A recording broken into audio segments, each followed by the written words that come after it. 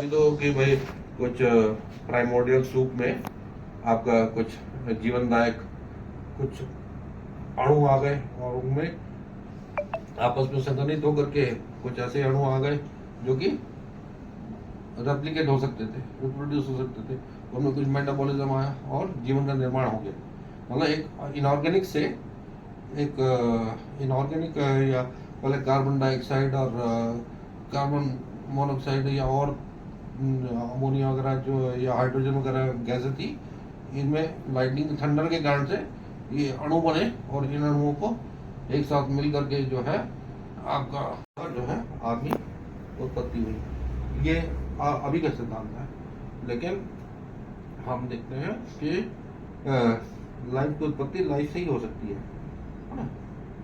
Life की उत्पत्ति life से ही हो सकती है। इसलिए जो लाइफ की उत्पत्ति धरती पे शुरुआत कैसे हो गई, और कहीं हमारे को हमारी थ्योरी के अनुसार यह है कि यदि यूनिवर्स में, पूरे यूनिवर्स में कहीं और एक जगह भी यदि आपकी लाइफ मिलती है तो आपका ये थ्योरी फेल है। आपकी लाइफ जो है सिर्फ और सिर्फ धरती पर ही है। धरती बहुत एक तरह से हमें प्रिजर्व करके रखनी है, इसीलिए क्योंकि हमारी जो लाइफ है वो इस धरती पर ही है। तो आपका ऐसा ना हो कि हमारी अपनी नादानी की वजह से, जैसे ग्लोबल वार्मिंग है या कोई न्यूक्लियर डिसास्टर्स हैं, उसके कारण से हम अपनी ज़िंदगी खो दें या लाइफ खो दें, तो फिर हम लाइफ को पैदा करना बड़ा मुश्किल होगा, है ना। तो लाइफ को प्रिजर्व करना भी जरूरी है, क्योंकि पूरे ब्रह्मांड कितना 93 बिलियन ईयर्स तो हम ऑब्जर्वेबल यूनिवर्स बोलते हैं, बिलियन लाइट ईयर्स हमें ऑब्जर्वेबल यूनिवर्स, उससे बाहर भी फैली हुई है। इतनी ज़्यादा विस्तार वाली जो ब्रह्मांड है, जिसमें बिलियंस एंड बिलियंस गैलेक्सीज हैं और ट्रिलियंस एंड ट्रिलियंस स्टार्स वगैरह हैं, है ना। तो उनमें आपका एक ही जगह पे सिर्फ अर्थ पे लाइफ है, ये हमारे थ्योरी में है।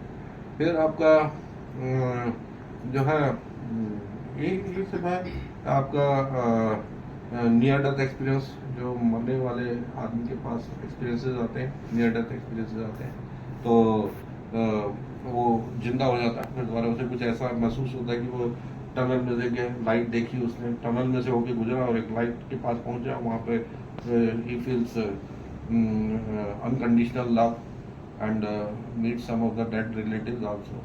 और आपका जो है वो जबकि बेहोश पड़ा रहता है, उसका शरीर डेड, क्लिनिकली वैसे डेड है, न दिमाग में कोई एक्टिविटी है, न शरीर में कोई एक्टिविटी है, सांस भी बंद हो चुकी है और फ्लैट लाइंड है, आपका ब्रेन बिल्कुल डेड हो चुका है।